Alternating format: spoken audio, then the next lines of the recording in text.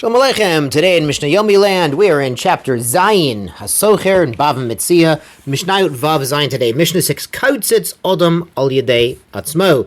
A person can make a contractual agreement with his employer that he will not take advantage of the Torah entitlement to eat the produce that he's working with. As we've explained the last couple days, there's a Torah entitlement to work with certain types of produce for when the worker is actually physically working with it. But he can make an agreement that instead of eating those grapes, he'll get a higher wage instead.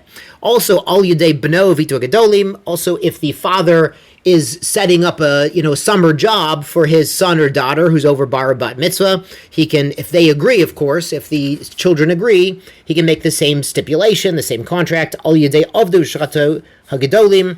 If he has a servant who is also over age, now it's actually interesting, it didn't say bar mitzvah, because for a non-Jew, and technically the Eved Kanani is not yet a full Jew. As we've explained, he's sort of quasi-Jewish. He's gone to the mikveh, he has to keep certain mitzvot, has to keep Shabbos, but he's not fully Jewish until he or she is freed. So actually the age of majority might be younger for non-Jews, as long as they are harif, as long as they have a business sense, they could go out and buy and sell and do okay and, make their own livelihood. It could be even 9 or 10 years old even.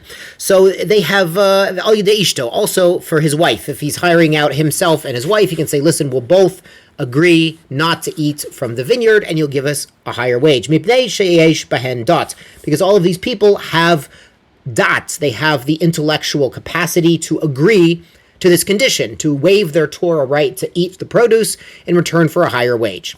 Aval, but einu kotzitz al yedei bno v'to ketonim. If the father is going to work and he's bringing his kids, it's take your children to the vineyard day, and these kids are under bar bat mitzvah, he can't agree on their behalf, not that they won't eat, only for himself. Lo al yedei avdu v'shchavto ketonim. Also, if he has servants who are underage, v'lo al yedei behemto, and if he's bringing his animal to work also, mipnei she'ein behen dat. That dat can also mean a mind. Now, obviously, they have a mind, but they don't have the intellectual capacity.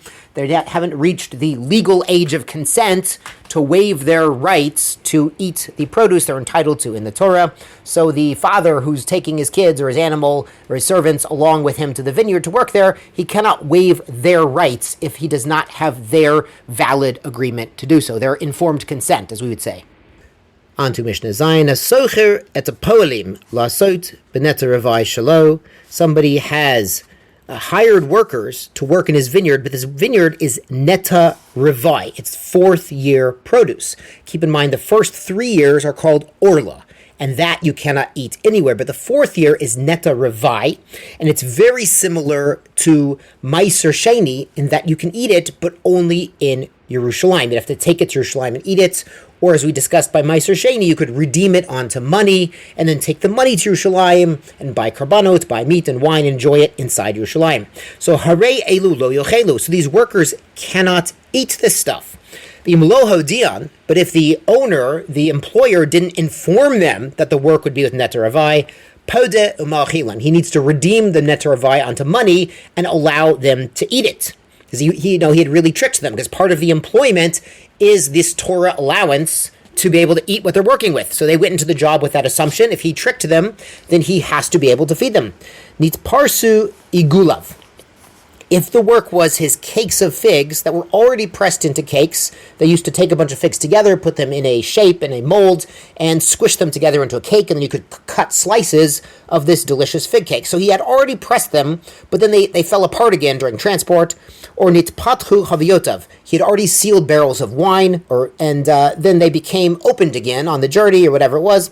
Harei elu lo yochelu. They can't actually eat it if they're doing this work of repressing or resealing, because these items already had gemar malacha. They were already completely processed, completely finished, so the workers can no longer eat them, and they actually have to take meiser and truma before anyone eats them.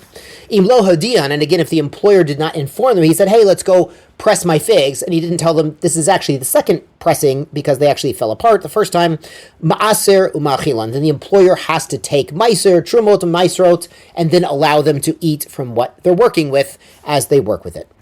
Now, I found this Mishnah very interesting because there would be an exception to the neta revai rule. If somebody had his vineyard actually inside Yerushalayim, they wouldn't have to be podeh. They could just eat it right away, even though it's not survive because they're already in Yerushalayim. So we see from this Mishnah, it was probably extremely rare to have a vineyard inside Yerushalayim. Ir Atika itself, it was probably extremely difficult. So one of my pipe dreams, my God willing projects that God willing will come about is I hope to move to Yerushalayim, Ir Atika, and plant like a tiny little vineyard, a tiny little vineyard on the Mirpesed or something, a little bitty vineyard in Yerushalayim, and then, the Netzia will be automatically nifte. It'll be a very nice thing to have a little tiny vineyard growing in Yerushalayim, Ir Atika. Also, Lemaisa, since I mentioned it, in Chutz La'aretz, outside of Eretz Yisrael, there's a machloket, there's a disagreement if Netzia even applies. Some say it only applies to grapes, to vines. What I've heard from poskim is if you're going to a store, an arborist, someone who sells trees, and you ask the guy, well, how old is this tree? And they tell you, yeah, it's already 4 or 5 years old, then you can actually believe them that they know what they're talking about. Obviously, if you buy a little tiny tree that's just been planted, Orla would apply, even in Chutz La'aretz. The machlokes is about to revise. Of course, consult your local poskim about the 4th year grapes in Chutz La'aretz. But if you're just buying a tree in Chutz La'aretz and the guy selling it tells you it's already 5 or 6 years old, you're allowed to trust him. And as long as you keep the gush around the roots, the dirt around the roots, when you replant it at home, you do not start over the count for Orla. This is the psak that I've heard in Chutz La'aretz when you're buying a tree. Tizkulu mitzvah, we shall be zocheh to plant trees in Yerushalayim together. Chag Sameach.